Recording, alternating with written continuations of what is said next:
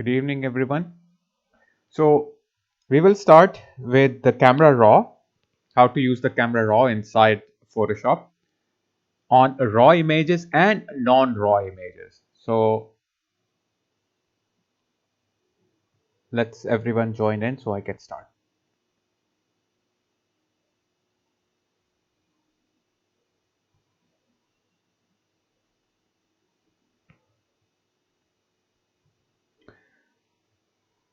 So camera raw basically is a function inside Photoshop which works best on the raw images. That's why it's called camera raw.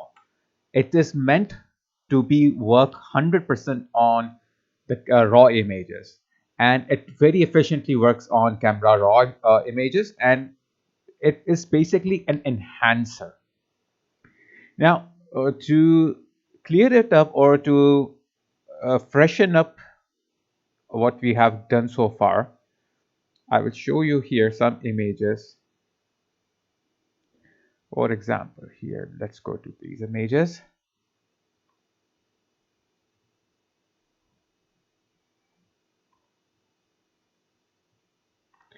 Okay, here I have a TIFF file, TIFF. TIFF file is a normal file, which is not a raw. It can be a raw file. You can save it a raw file as a TIFF file, so it can be saved as a normal file. Okay, and can be read as a raw file inside Photoshop. But it's not original raw file from the camera itself. DNG can be saved as a raw file inside Lightroom. So if you're working on Photoshop, TIFF you can save, and on if you're working on your Lightroom, you can save DNG. Now, why do you save TIFF via DNG? So that next time you want to continue, you can continue with it with all the settings that you have saved. So it will give you a raw quality basically. Once your image is finalized, then you will save it as JPG. Okay. Now here I have CR2. Now CR2 is what? CR2 basically is a pure raw file from the Canon camera. Apart from that, we have NEF. NEF, here you can see JPG NEF. NEF is a raw file of Nikon, and JPG is a normal file. And you can see normal file does not have a logo of Photoshop. NEF a logo of Photoshop. That means it is indicating this is a raw file. Now if I will go down back here, CR2 does not have that Photoshop logo. So it depends, like, if I use an EF Nikon, I do have Photoshop logo here. Okay, here NEF also you can see that. Automatically it do. So first let's open this one, CR2 file inside of my Photoshop. I will drop it here.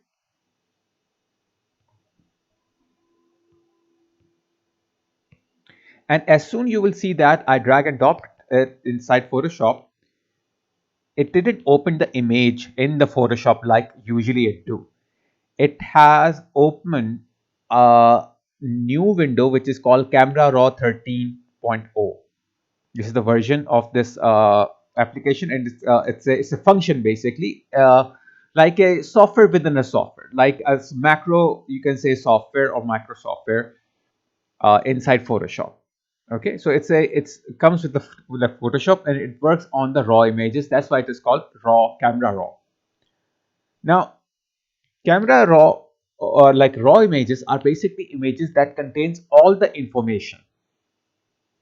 All the information means its metadata, how much exposure there is. It records all the exposure. It records all the like brightness, contrast, color correction, everything. If I bring a normal image and try to change those images, basically normal image does not hold a lot of information. It's all flat. Flat means all the information is merged together. So if I will change the exposure of an image, what will happen is that it will create a very drastic result which does not look natural, or you can say like does not look nice. A lot of, you can say, issues you will face. Okay, the result will be very poor. There will be artifacts. and you will not enjoy working with a normal file then. Raw file, on the other hand, contains all the information. When you change exposure or brightness or contrast or white balance, you will feel like you are actually changing on the camera, because it holds a lot of information about pixels, about light, about white balance, everything. So you will feel like you're actually working on the real photograph on the camera itself. So that's why it's highly recommended. Usually photographers, they always use raw. So that's why it's highly recommended to use the raw files. So here we have a raw file of a from a Canon, and you can see that as soon as I open it, says this is a raw file from Canon EOS 650D. It stored the information of the camera itself, so you can uh, guess like how much information it usually holds. It have ISO information. This is how much ISO was used. This is the lens. This is the aperture. This is the shutter speed. Everything is recorded. So when you open, you know how it was taken. Now, good thing here is that if I go here, I have a lot of information. Edit, to edit an image, profile, to use the camera, the color profile, and basics, curves, all these information. Now, if I will go to the edit, okay, I have here black and white. It can turn my image into black and white, or I can go to the auto, uncheck the black and white, go to auto. Automatically, it will change to whatever setting it thinks it's best. So you can see with the auto, all the colors are enhanced, looks like really good. But if you don't want, you can keep it like that. Now, profile is the color profile of your monitor, okay, the way you are looking at. So we'll leave this one. We will not work on this right now.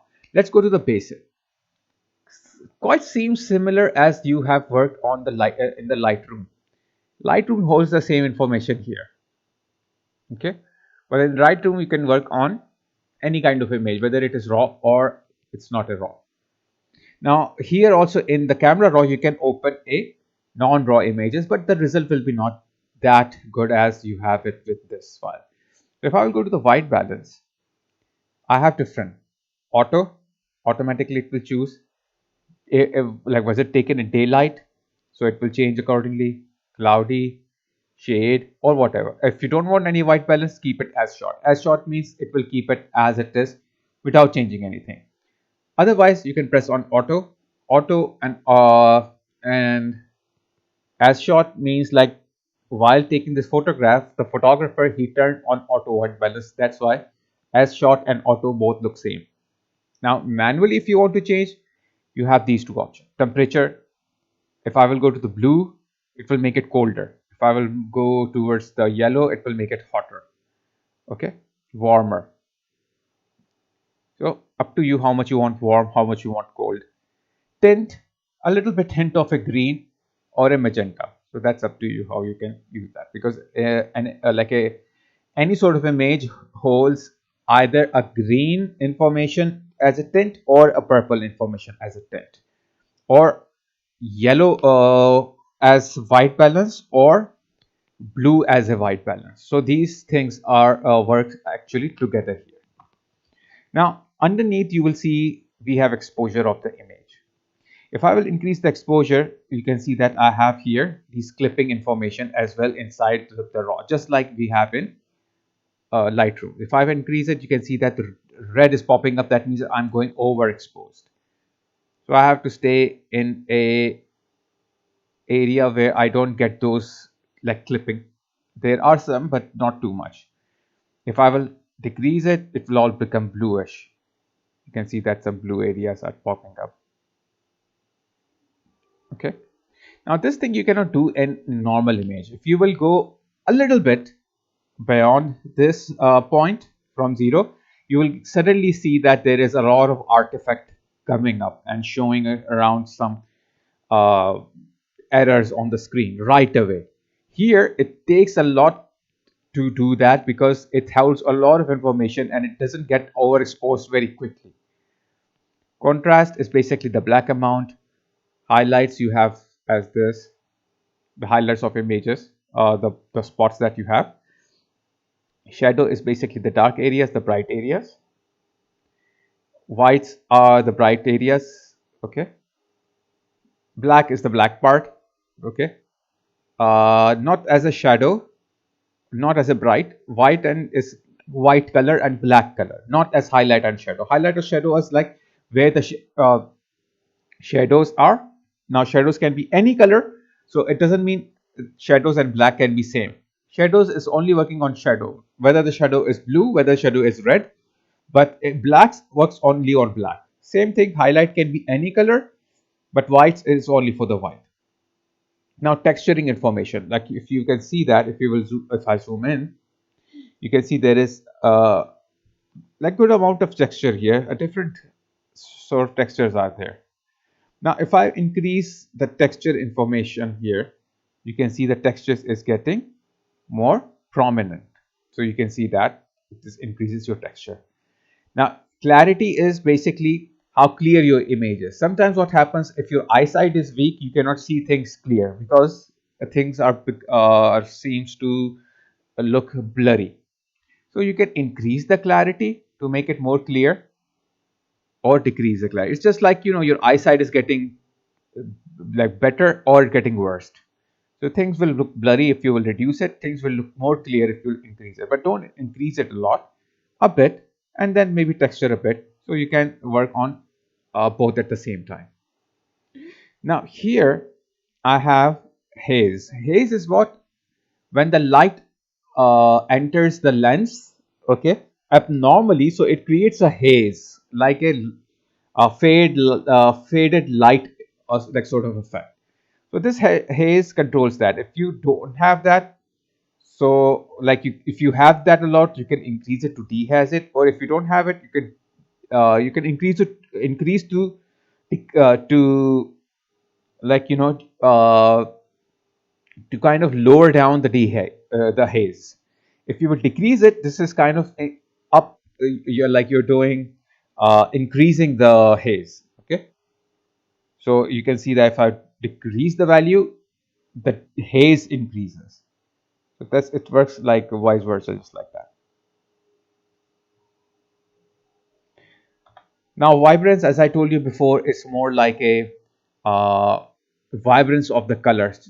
You know, the the color amount or the way the color is playing. If I reduce it, you can see that less colors are there. Increase it, more color will be there. So you can increase it more and try to then adjust saturation. So this way you will get a nice result. Now, apart from that, we have curves. Now, curves, as I told you before, in Lightroom also, here also you have different sort of curves. Here we have a parametric curve. What does the parametric curve do? It predefines all these areas like shadows. If you will go, you will stay in the shadows, and you can you can only work on the shadows.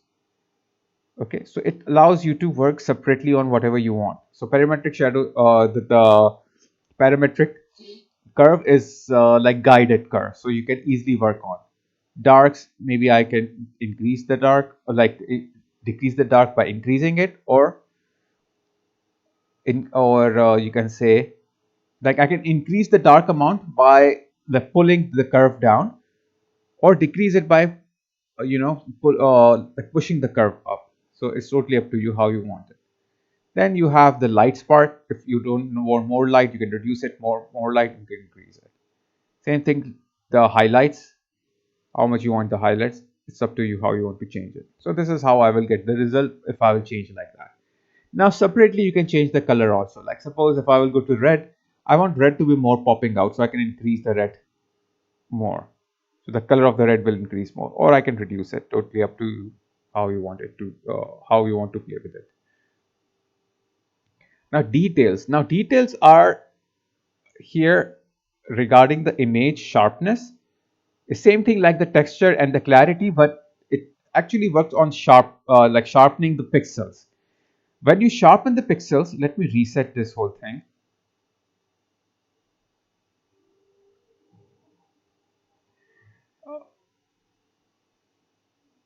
Okay, just I will reset the curve. To reset anything, you have to just double click on it. Suppose if I will increase the sharpness, if you want to reset it, just double click and it will go back to normal. Okay, so when you increase the sharpness, automatically sometimes what happens, it gets noise. So you can go to the noise, play with the noise reduction, increase the noise so that it won't affect. Suppose this is with the noise. You can see a lot of noise is there, but if I will increase the noise reduction, you can see noise is that decreasing, and you can see there is no almost no noise right now. Okay.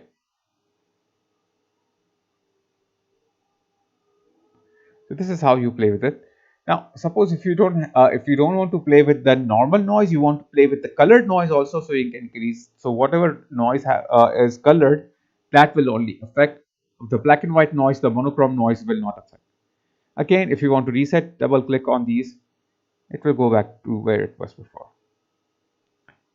Now, color mixer, you have different options. You have hue, so I can change the hue of any color here. Like suppose I want to change the hue of red. So I can go here, change the hue of red to whatever I want. Maybe I want it to orange. Okay, and whatever is orange, I want to change that with a different color. You can change that. Blue are here. Blue, I can change the blue to something else like purple. I can make them moving there. Green, I have it. Maybe I can change the green to yellow. So a lot of things you can do with this. Okay. I will reset the whole thing. Now I will be in the saturation. Now saturation, what it do is that saturation actually increases the saturation, the amount of the light, or sorry, amount of the color, any color that you want, or reduce the amount of the color. So if you will reduce it completely 100%, that means there is no color and it will become black and white. Okay. Now suppose I want red to be more red, shocking red. So I can increase the red, and you can see the red has been popped out more, but at the same time there was some red on the carpet that also popped out. Okay, same thing if I will do with the blue. I wanted this blue to be more blue, I can increase it. So there is, you can see the blue is now looking more bluish. If I decrease it, so you can see that all wherever I had the blue is now black and white. Okay, because there is no color now. Same thing with this purple. Okay, magenta. So whatever you feel like, you can change. Now this is black and white, black and white. Some magenta was there on the hair as well. That is also black and white now. So again, I will reset. Now color grading, we have already gone through in the Lightroom. Same thing.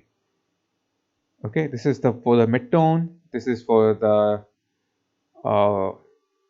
dark tones like the shadow. This is for the highlights. So that's what you have here in the color grading. Now optics is basically about the color that comes from your camera lens, that you can fix here as well. So you can change from here. Okay, or what you can do is that if you don't want to change from here, simple, what you can do, you can use a color profile collections. So if I go to color profile collections and look at these collection, it tells me that automatically it fixed the collection for me, because it knows that it is taken by Canon and this is the lens and this is the profile it was using on the camera. So very much easy if you're using the profile correction. So just if your image is raw, you just have to click one time and everything will be corrected automatically. So that's why raw images are heavily recommended to be used. Now here we have geometry. Now in the geometry, you can change the size. Suppose vertically I want to change the size of the image, rotate it a little bit, scale it a little bit. So you can do manually all these sizes and everything here. Or you can go in the list and there are some already made one.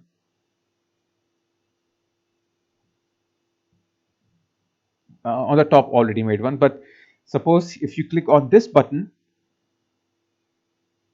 constraint crop, so what it will do is it crops the image. For example, you can see I have a lot of space here. So if I will choose constraint crop, So what it will do is that it will remove that part and flatten the image accordingly. Okay, that's what it do. And then you have pre-made these options here as well.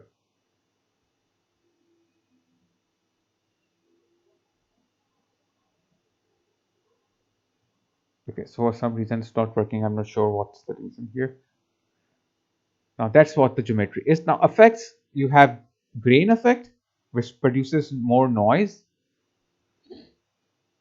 Okay, this is to hide artifact if you have. So you can add little noise to hide the artifacts, or if your image is smaller and you're making it, you're enlarging it. So there is pixels there. So to hide those pixels, you can increase the these grains. So these grain will help your image uh, go a little bit in that direction where you don't have uh, any sort of like pixelization. Then here you have the vignette. Vignette produces the darker or brighter corners. So if I will if I reduce it, you can see the corners are becoming darker. If I increase it, so you can see it is becoming brighter. So you have these two options here. Collaboration is basically about the camera itself, the lens, or the screen that you are looking at. So I will reset this whole thing here.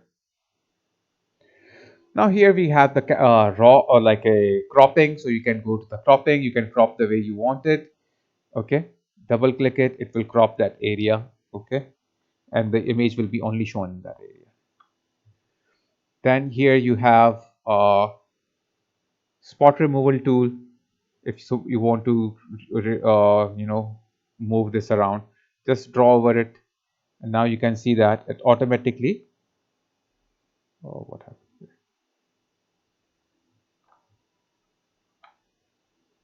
Okay,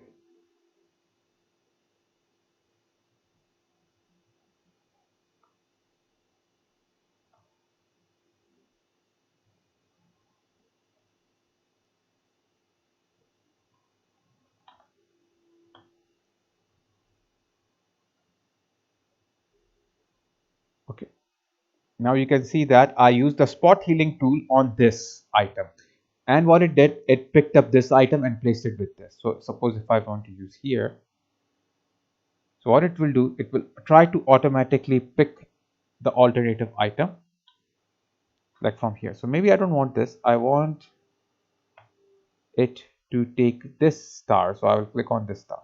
So it will take this star and replace it with this. Now you can increase the size of this, feather it as much you want. Okay, and you want to see visual spots, you can put this so that actually you know where you are from, like what kind of pixels you are working on. Okay, so now the next thing that I will have is according to the settings which I have used. Okay, so maybe I want this. So you can see the size has become smaller because I changed the size.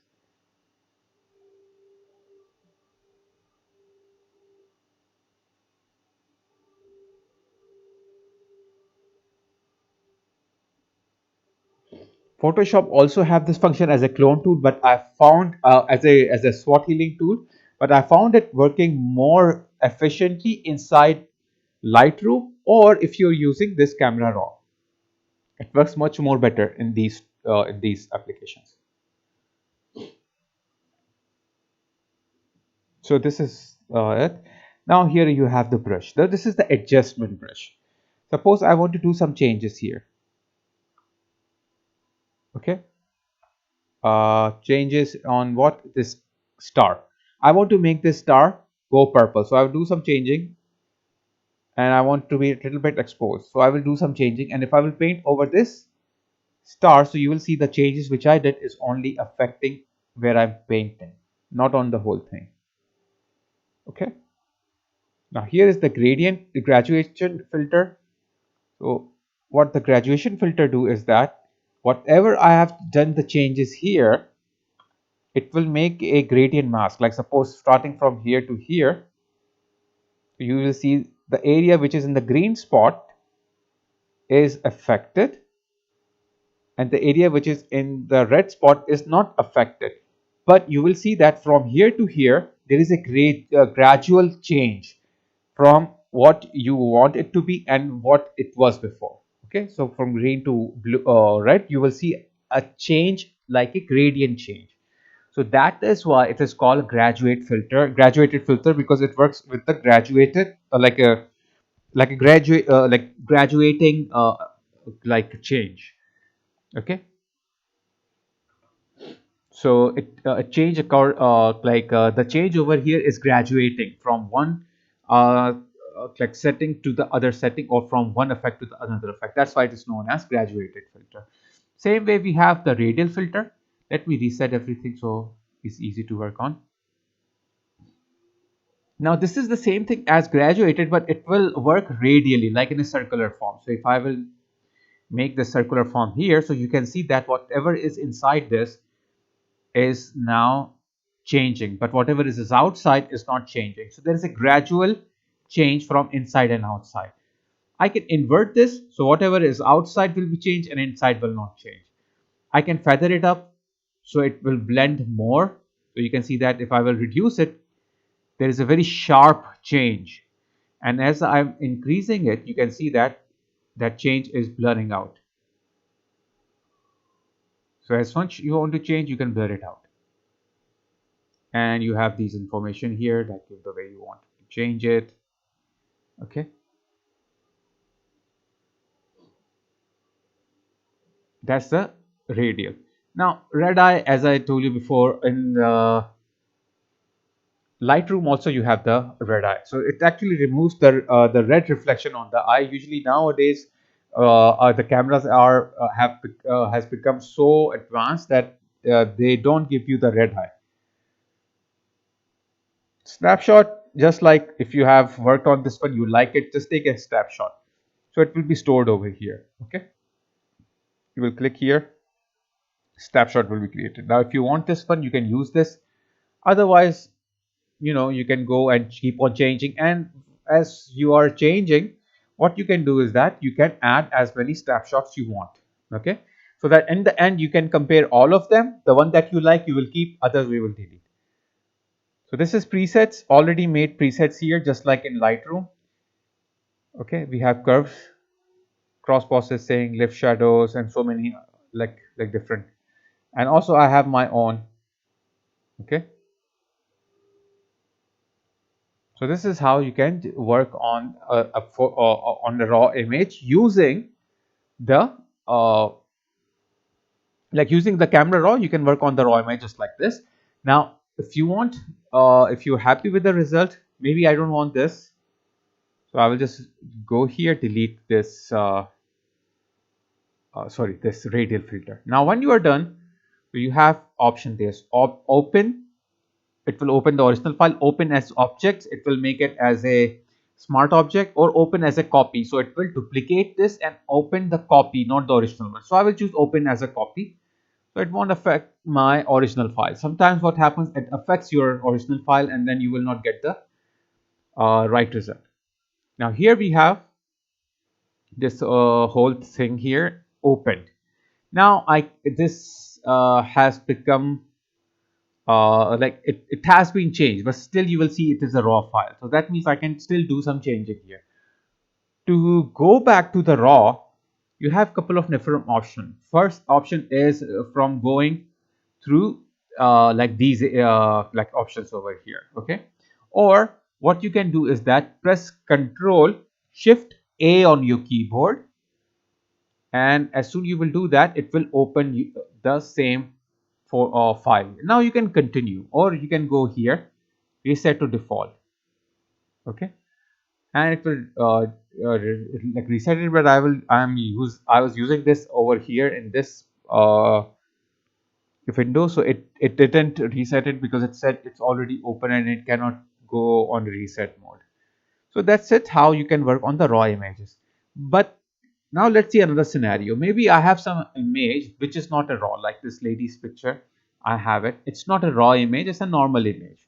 But if I want to work it on a raw, like on the camera raw using this image, I can still do that. How? You just have to press Ctrl Shift and A, and it will open this image into your raw. But this is not a raw image, and you can see as soon it was opened, you can see the white clipping. Usually, this white clipping you see when you're extremely changing the white color over here, or the brightness you're extremely changing. But this is not an even extreme, but as it's not a raw image, so you can see that quickly it got that like clipping, because Photoshop is counting this bright part, because for a normal image it is it's fine, but for a raw image this is too bright. So that's one downside of using a normal image to enhance. Now if I will go here and expose a little bit, so you can see a teeny tiny bit. When I increased it, suddenly you can see that like there isn't a lot of white clipping, and can get the whole thing there. Same way, if I will start to decreasing it, so you can see decreasing is okay. I don't get any kind of a uh, blue tones, but it's all about the white tones, means like the highlight color. Okay, rest, suppose if I will go to the white balance, I only have as shot and auto. I can do auto or as shot. Auto, what it will do is that it will try to figure out which color you are supposed to change. By itself it will do it, and then later on it will decide, okay, maybe this is the right color, and it will do it for you. Okay, so now what I can do here is that instead of increasing or working on the exposure, I can just reduce the highlight without affecting the other thing. So whatever is the other stuff, I have reduced it. Okay, so now I don't have that white information. Like, now let's go to the shadows and see. If I decrease the shadow, nothing much changed. That's good. Otherwise you will get the black clipping. Whites I can increase, but still I cannot increase even a little tiny bit. I cannot increase because it starts popping down, because image is not raw, like there is not a lot of information, so I cannot change the whites here. So a teeny tiny bit I'll change, which I think is 0. Even if I go a little bit higher, it starts showing this up. Now blacks, if I decrease the black, you can see suddenly you will see all these blue clipping, means like the black is been affecting a lot like to the image. So make sure you don't play with the blacks here. Okay. So if you want to increase or decrease the black, just do it a little bit, teeny tiny bit, not too much. Okay. Now texture, it will not give me a good quality. It will give me a very rough quality if I will increase the texture over here. So you can see as I was increasing it, you can see I was receiving the clipping, and here you can see there is a blue clipping as well. So I cannot do too much here. And if I reduce it, then there is no good result here. I cannot see anything here. Clarity on the same hand is the same thing. Okay, I cannot even increase a little bit. It keep on showing me the club mask. Same thing goes with that haze. Teeny tiny bit, you can see I have all these artifacts showing, like kind of clipping showing up. So it's not that good for normal images, the raw. If I decrease it even a teeny tiny bit, it shows the haze on the image. Okay, vibrance you can increase, and saturation you can decrease, but the like result is not too, you can say, enhanced here. Okay,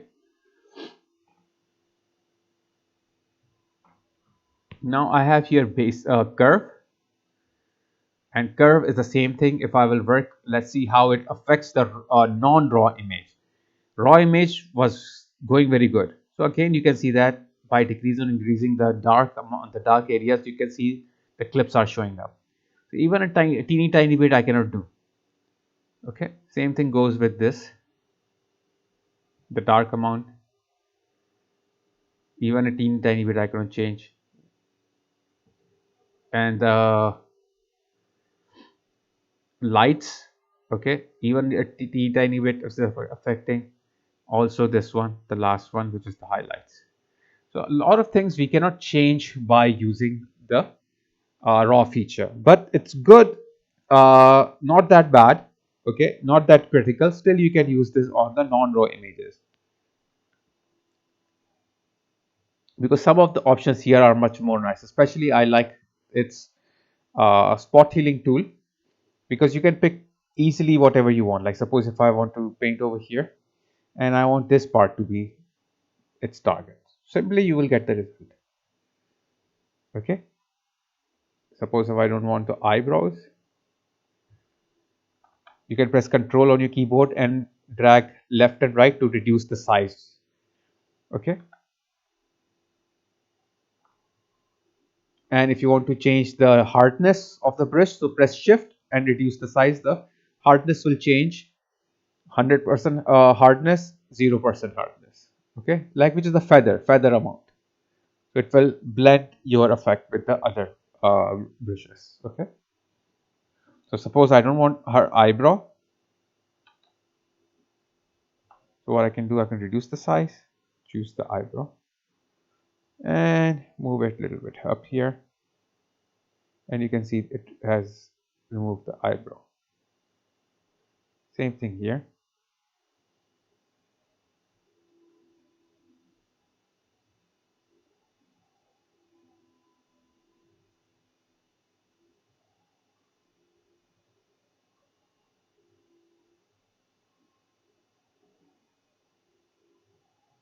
Okay, and you can see that you have the result over here clearly.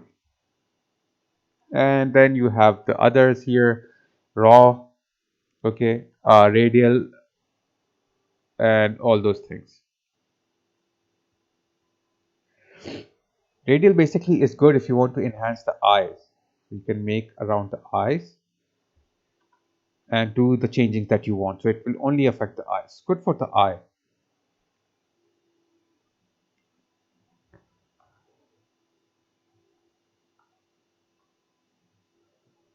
Okay. So radial is basically good for uh, anything which is circular. So it will have a good result, and without like it doesn't have to be circular, but circular if you want to work on, like on the eyes, it was very easy for me to work because the same size that is that it actually requires. Okay, anyone who have questions so far regarding this? Is it all clear?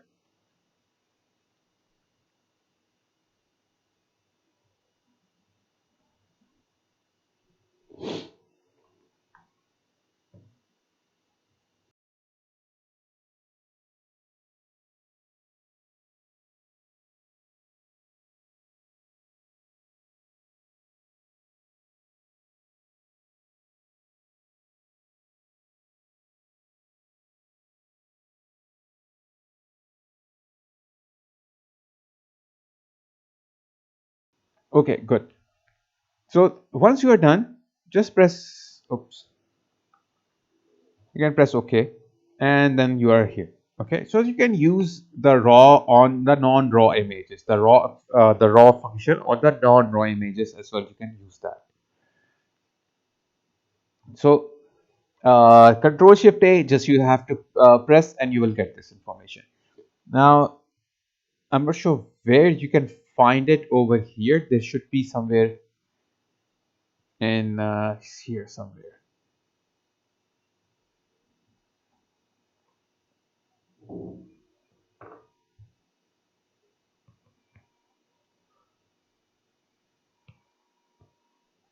Okay, so it's not showing here. So I don't know. Just press Control Shift A, because there is somewhere it is hidden. I'm not sure where it is hidden, but Control Shift A, you just have to press and it will pop up.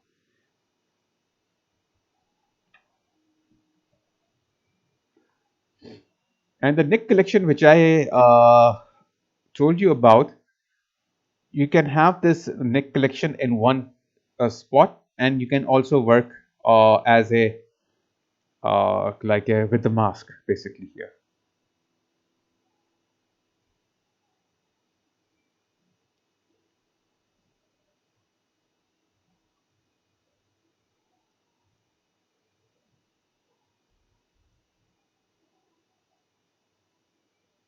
So I'll close it right now, just was showing you. So everything is clear? Okay, so I want you all to take a 10 minutes break.